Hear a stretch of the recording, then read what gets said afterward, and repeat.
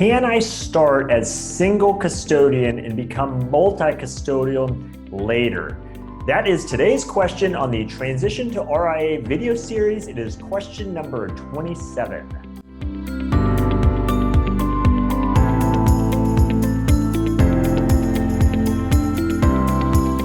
Hi, I'm Brad Wales, where I help advisors just like you understand everything there is to know about why and how to transition to the RIA model. So in today's conversation, we're going to talk about the idea of should you start when you first transition and start in the RIA model? Should you have one custodian or should you have multiple custodians? And I did do a separate video on this of the idea of can you even have more than one custodian and how does that look? So I encourage you, I jump into a bunch of the nuances of that. So I encourage you to look at that video as well if you haven't already seen it. But today's video, we're going to be talking about, okay, on that initial launch point, should I start single or should I start multi-custodial?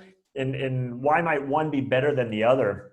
So just a quick recap on, and again, I don't want to rehash all of it because I did a separate video on it, but the idea of being multi-custodial. So quick recap, as an RIA, you will start your own RIA, but you will need a custodian to actually house your assets and facilitate the trades and whatnot. And you are not affiliated with this custodian. You are not having any sort of ownership with this custodian. They are essentially a vendor of yours to provide that custody and clearance service. And that's one of the big things I help advisors with, because there's a lot of custodial options out there is why might you consider one versus another and the pros and cons and the different services each offer. So I'm more than happy to help you think through that if you'd like. But just know that as an RIA, you have your RIA, but you will need at least one custodian, could have more. And so the quick recap on that is that the answer is yes, you can have multiple custodians. You don't have to have just one. You don't need anyone's permission to have more than one. So if you start with one custodian, you don't need to go to them and get their permission to go with another custodian. You have full flexibility to do that as you wish. And further, you don't need to hide it from your custodian either. It's not like if they found out that they would necessarily do anything about it. If they say, oh, wow, we didn't realize you had a second one, or oh, wow, we didn't realize you had a third one. The only thing they might do, and this is pretty typical, is if they find out, wow, that you have 200 million with them and it turns out you have 200 million with another custodian, they'd of course love to earn more of your business. Maybe some of that 200 you have elsewhere, they'd love to have you bring to their custodian. But you don't need to keep it a secret. I mean, they might just even outright ask you, hey, are you using more than one custodian? So just a couple nuances in the RIA world, how you have that flexibility. You don't need anyone's permission. You don't have to keep it a secret, anything along those lines. Next, I wanted to go through just some of the pros and cons to being either single custodian versus multi-custodian. Because that will help us address, well, how should you start, when you first transition, what's the best path? So a couple pros of being single custodian, and I'll preface it, and I'm sure I'll say this again at the end of the video, that I've known very successful RIAs that are both single custodian, and I've known very successful RIAs that are both multi-custodian. There's no rule that says to be successful or whatever it is, you have to be one or the other. There's different reasons these RIAs have stayed in their proverbial lane, if you will, that they either stayed with one custodian or they became multi-custodian. So it's not to say one is necessarily better than the other, and there's been some very successful RIAs under both approaches. But some of that, we're going to go through them. Some of the pros of being single custodian is it's only one system to learn. So even though you're going to have your own RIA, you're still going to have to learn the system of your custodian. How do I open a new account? How do I transfer money between accounts? All of those sort of technological and operational steps you will need to know about your custodian. So to the degree you only have one custodian, that's only one set of processes that you need to learn and understand and implement in your workflows going forward. Another pro with that is you'll also only have one home office team of that custodian to get to know and to know who to turn to. So if you do have a question about a specific kind of trust account you're trying to open over time, you might establish a contact there at the custodian that knows that sort of thing, and then you can turn to that person for help on that topic. As when you only have one custodian, that's only one set of kind of home field folks that you need to know about and to build those relationships with. And then the last one, and then again, these are not exhaustive lists, but is you also only need one essentially tech integration. So some custodians offer a fully integrated technology suite as part of their offering, and you could use solely that offering for 100% of your needs as an RIA, and that might fit you well. But in addition, in a typical thing a lot of RIAs use is they also use third-party software with different providers and different vendors. And again, that's the thing I help advisors think of why you might want to do that and what all these options are. But if you are going to use, which is quite typical, if you are going to use some of these third-party providers, you got to make sure that it's integrated with the custodian and that the data flows properly. If you only have one custodian, that's only one connection between that vendor and the custodian that you need to worry about. So again, those are some of the pros, not an exhaustive list, but a couple things I wanted to throw out there. So now for some cons. The first is the idea that, essentially all your eggs are in one basket. Now I've heard some RIAs that say, I will not under any circumstances essentially have all my eggs in one basket. They just want flexibility or kind of control over the matter. So if you only have one custodian and they make a change of some sort, whether it's how they price out their services, the service level they provide to you as an RIA, maybe they have some sort of reputational hit that comes along. If you're entirely wedded to a single custodian, it's not to say that if any of these things occur that you couldn't use that as an opportunity to say, okay, I'm going to add another custodian, but you would be quite reactive at that point. You would only be giving yourself that flexibility after the fact. So there's some RIAs that just say, I just want to be multi-custodian because I don't want all my eggs in one basket. Going on right now in the industry, Schwab is acquiring TD. I've talked to existing RIAs that were multi-custodial. They were using Schwab and TD. And the reason they're maybe looking at other options is not because they have any issue with Schwab or have any issue with TD, but once those two custodians join and they're as one, all of a sudden that RIA now has one custodian, and just for their own reasons, some of which I just explained, they don't want to have just one custodian. And so again, there is a school of thought there that's some advisors will feel strongly about it. Some advisors won't necessarily feel strongly about it, but there is this idea of all eggs in one basket. Another challenge with only having one custodian is you're kind of dependent on their solutions. And so a couple examples of this. First one is mutual fund availability. I did a whole separate video on this. If you use mutual funds, I encourage you to look at that video talking about, will my custodian make available every mutual fund I either currently use or want to maybe use in the future? Would that be available to me on their platform? And then there's a whole bunch of nuances with that. So make sure to look at that video. But so the short answer is the entire universe of mutual funds is not available on every single custodian.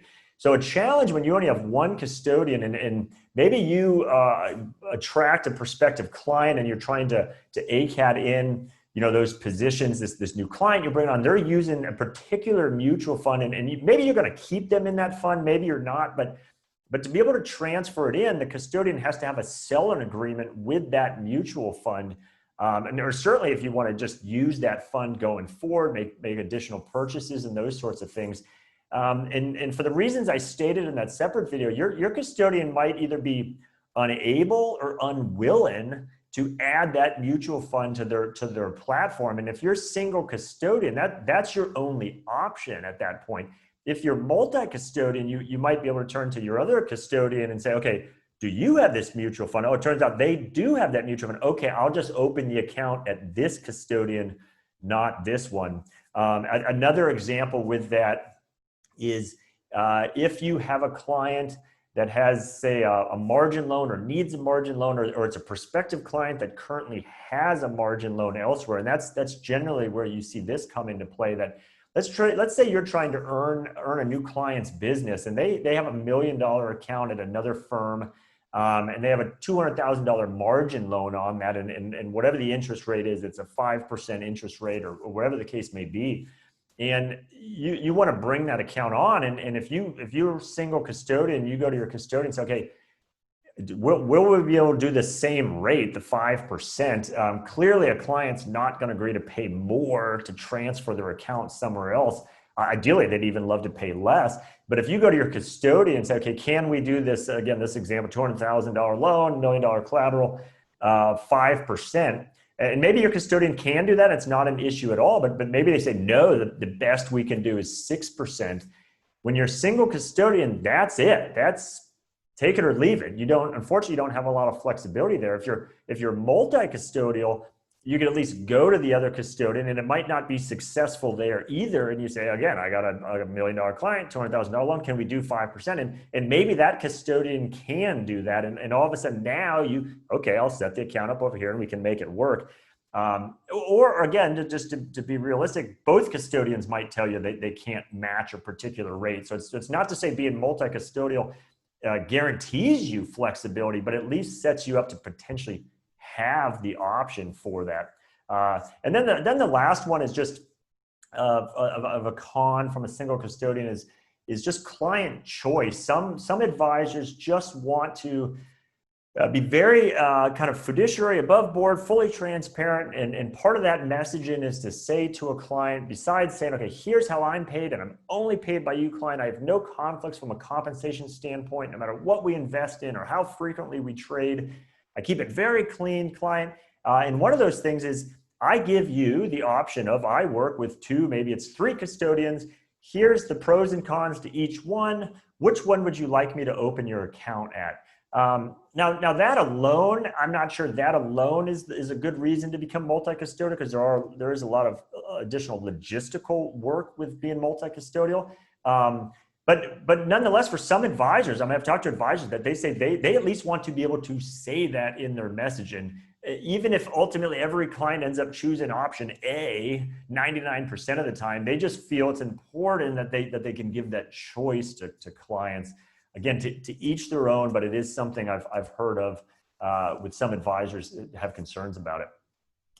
So then with being multi-custodial, it's essentially the exact opposite of all this. I did already kind of give you examples of the difference of a pro and con of being single and how that would look being multi, and the flexibility that will give you. But with that does come a lot more additional logistical responsibilities. And so I talked about some of the pros of being single custodians, only having one system to have to learn. If you become multi-custodial, you now have 2 systems to learn, 2 sets of paperwork to understand and implement in your workflows, 2 sets of home office teams that you have to get to know to how to get something done. So yes, it gives you more flexibility, but it absolutely makes it more logistically challenging, if you will. Now that might be well worth your effort to go through all that because of the benefits that come with it. But just know it's not all pros and no cons to go multi-custodial. There are some challenges there as well to be aware of. And I did want to give just an example here of, you think, well, why might someone go multi-custodial? And I know I just gave some scenarios, but I'll give you a typical example of sometimes how advisors end up multi-custodial, even if they didn't necessarily set out to become multi-custodial. And so a typical example would be an RIA that uses one custodian. They could be extremely satisfied with that one custodian. They maybe don't have any of these. They've never run into any of these challenges that I laid out with mutual funds or anything like that. And it's a great relationship. They have no interest in moving their assets elsewhere or opening another relationship with another custodian. However, maybe an opportunity arises. There's someone local in their town, an existing RIA, and the advisor's ready to retire. And so is looking to sell their book of clients. And And this RIA lines everything up and acquires that book of clients. Now, the buyer RIA kind of has two options at this point. Option one is, okay, do I want to now work to bring all of those clients, transfer all of those clients over to my, as they say, primary custodian? And so certainly there's benefits to that. Again, we're going to keep all the benefits of being single custodian. The challenge, of course, is having to move all of those accounts and the, the leakage that could occur with that, the trying to, work with these new clients. Do you want to also try to move them at the same time as part of that process? Or potentially an alternative is the buyer RIA says, okay, I've never necessarily desired to be multi-custodial, but turns out the RIA I'm buying does use a different custodian. So it might be easier for me to reach out to that custodian and see if I can just enter into a relationship with them as well. And we'll just leave the clients at that custodian. Now they'll all be, eventually kind of put under my RIA, but the clients themselves will stay on that custodian. And so yes, now I'll be multi-custodial, and yes, I'll have the challenges from an operational logistics perspective, but that might be the easier path, just going ahead and becoming multi-custodial than actually moving the clients over here. That's a personal choice of each RIA or each advisor of what's easier for them or better for their clients. But that's just a typical example I wanted to share of how sometimes even someone that's fully satisfied with a single custodian can sometimes find themselves all of a sudden being multi-custodial. So my advice on this, the original question here is, if I transition to the RIA model and I start up an RIA, should I, no matter what you think about what I just said, and maybe you think, oh, single custodian is absolutely what I would want, or maybe multi-custodial is absolutely what I want. Let me at least give you my advice of what I think you should consider doing there on the initial transition, the initial launch of your RIA. And quite simply, I think you should absolutely start with a single custodian. There's going to be a lot that goes through a transition process of getting your RIA set up, getting your new office set up, all the steps involved, and that's absolutely what I help advisors understand. Trying to juggle multiple custodians at the same time in this multiple paperwork I have to learn and multiple logistics, I just strongly encourage you to find a good custodian that you like. Start 100% with that one custodian. But even if you think, okay, but yeah, I like some of these ideas of the pros of being multi, I encourage you, start single custodian, but be prepared to one day maybe be multi-custodial. And so what I mean by that is there are some decisions that go in when you're setting up an RIA, for instance, what technology you're going to use. And if you think, okay, one day I certainly do want to be multi-custodial, even if I start, Brad, even if I like your advice, and even if I start as single custodian, maybe my plan is to do that for at least 2 years before I explore something else. You want to make sure the decisions and the things you're putting in place, though, when you're first setting up, can accommodate that future plan. So for instance, the technology you plan to use, if you're pretty convinced that one day you will be multi-custodial, you want to put technology in place that can accommodate that when that time comes. You don't want to pigeon yourself into this box that now I'm single custodian, now it's going to be this monumental task to become multi-custodial. So again, that's another thing I help advisors with, is to think through how that works. But I do suggest you start single, but with a mindset, if that's what you desire, set it up so that it's easier to become multi down the road if you ever felt the need to. The next tip is, if you're whatever your circumstances, you take my advice, you start single, or however it is in life, you are a single custodian and you decide for whatever the reasons to become multi-custodial. Now, if it was that example I gave where you're buying a book, you're instantly are going to have assets at that other custodian. But let's say that's not the case, and let's say you have 400 million with your primary custodian, and for whatever the reasons you do decide you want another custodian. My suggestion is you can't just tiptoe into that. If you're going to become multi-custodial, you need to commit to both custodians and be willing to put meaningful assets with both of those custodians. And that's primarily for two reasons. One is your team members there in your office. They've already had to learn all the operational logistic steps of this primary custodian, the paperwork involved, and how do I transfer money? How do I wire things? All that.